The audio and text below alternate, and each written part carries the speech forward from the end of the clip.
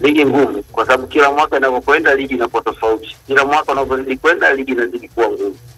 Kwa hiyo nafikiri hata kuna maneno tulisema kipindi tunafanya pre-season kwa ligi itakuwa ngumu, na kweli imekuwa ngumu. Kwa yote zimebaki mechi mbili. Mtu kama uko salama kidogo unashukuru Mungu. Vipi kuhusiana labda pengine na kiwango cha ushindani ukilinganisha labda msimu uliopita, namna ambavyo umeona na msimu huu? Na ongezeko lipo kwa sababu jinsi timu zinavyosajili na kila mwaka timu zinaongeza. Kwa mfano mwaka huu ongezeko la wachezaji wa kigeni, timu nyingi zimeongeza. Kwa hiyo na ushindani ndio maana unakuwa unazidi kuwa mgumu. Wateja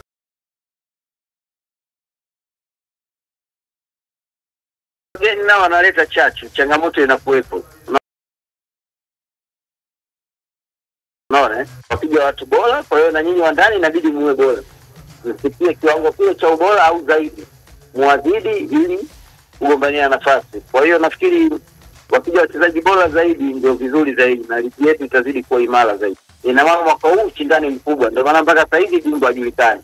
Washajulikana watu wawili wa kushuka, lakini wa playoff mpaka sasa hivi hawajulikani.